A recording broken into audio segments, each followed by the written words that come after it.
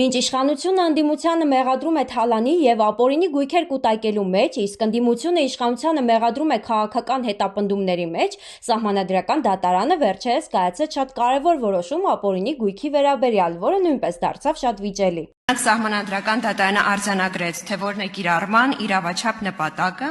ինչը կարծես միանշանակ չի ընկալվել վերոհիշյալ խմբերի կողմից։ Հարցս հետևյալն է՝ ի վերջո ինչ է ասել բարձր դատարանը։ Սահմանադրական դատարանը ասեց երկուսին գումարած երկուսը 10-ից ավել չի,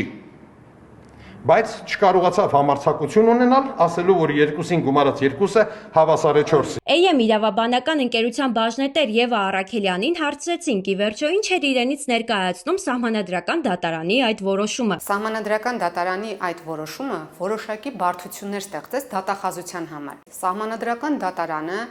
բացեց մեծ հնարավորություն մեր ներկա եւ ապագա հաճախորդների համար, որպեսզի կարողանանք ավելի ամուր, ավելի ուժեղ հիմքերով պաշտպանել նրանց գույքը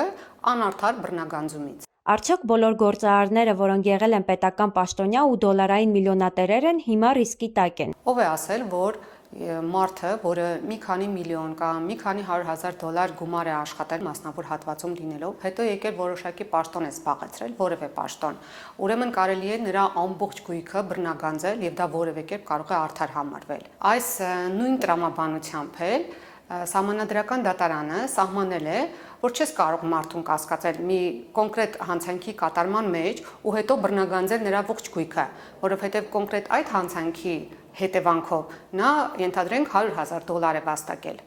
Այն դեպքում, երբ գործ ունենք պաշտոնատար անձանց հետ, ապա այս դեպքում կիրառելի է եւ գործում է եւ իրավաչափ է կոռուպցիայի դեմ պայքարի եւ կոռուպցիայի կանխարգելման նպատակը եւ այս տեսանկյունից բացարձակապես պարտադիր չէ պաշտոնատար անձին պատկանող ապօրինի ծագում ունեցող գույքը կապել որևէ հանցագործության հետ։ Իսկ այն դեպքում, երբ գործ ունենք պաշտոնատար անձ չհանդիսացող ֆիզիկական անձի հետ, ապա այս դեպքում հավանականությունների հավասարակշռման սկզբունքի պահպանմամբ պետք է հիմնավորվի որևէ որոշակի կապ հանցագործության եւ ձեռքբերված գույքի միջև։ Մեր այն հարցին, թե ստացվում է, որ Սահմանադրական դատարանը փայլուն որոշում է կայացրել, Տիկին Առաքելյանն այսպես ամփոփեց իր դիրքորոշումը։ Սահմանադրական դատարանը ցավոք բազմաթիվ անորոշություններ է թողել։ Օրենքում կային բազմաթիվ հարցեր, որոնք հստակեցման եւ լուծման կարիք ունեին ու ակնկալվում էր, որ բարձր դատարանը պետք է անդրադառնար դրանց եւ լուծել այդ խնդիրները, սակայն դրանք մնացել են այդպես էլ բաց։ Ամեն ինչ թողնվել է հակակոռուպցիոն երասիճան դատական համակարգին, դատավորների հայեցողությանը։